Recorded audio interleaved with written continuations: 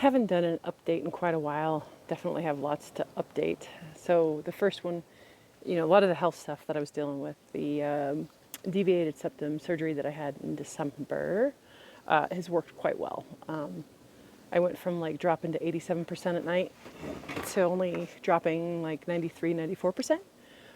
It was amazing too to see how much of a difference it's making in my everyday physical activity. Like I, when I would go dancing, I would like suck wind so bad, like, it was horrible. And I didn't realize that it was because of my oxygen dropping so low. So,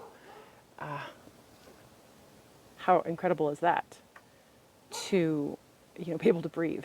Why dancing? Like, why doing physical activity? Who knew? What else? Oh, so the SoftWave therapy that I was having done to my foot and knee didn't completely solve the problem. I have a feeling a few more sessions are needed. Unfortunately, I ran out of funds. But it definitely helped. I mean, I was able to trek through Mexico. I mean, there was one day I had over 20,000 steps, plus, a couple hours snorkeling in the water. So it was a lot of activity. I was hobbling by the end of it. I was in some pain, but I was able to be active, right? So that's a plus.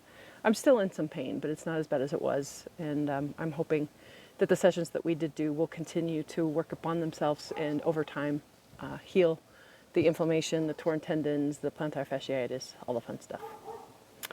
As far as the semaglutide stuff goes, so I started off semaglutide. I lost like 10 pounds, but it took me about 4 months. Had some pretty funky side effects, especially constipation, which is not something I mess around with because I know the importance of detoxing. I did recently switch to a new one. I can't remember the name of it right now. It doesn't seem to have as bad as side effects, and I seem to have crossed over a threshold, a plateau. I finally recognize myself again instead of the Heather, the girl who ate Heather. I actually can see Heather again, so that's kind of exciting.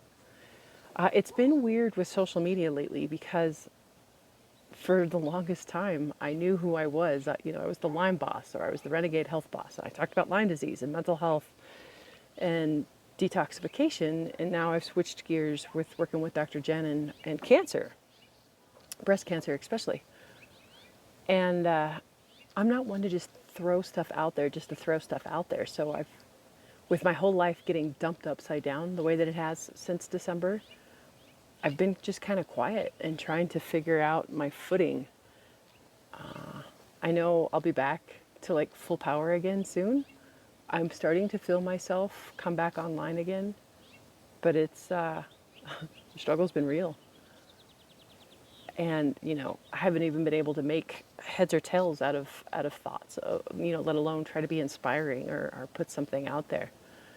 And I know that when the time is needed, it'll come again. But you'll start to see probably a slant more towards breast health because, like Dr. Jen says, breast health is health.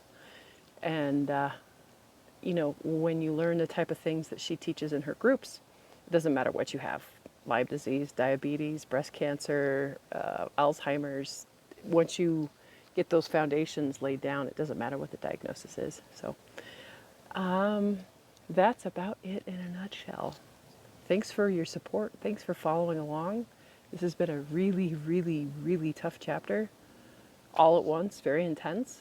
And I'm so grateful for my faith. I'm so grateful for my friends.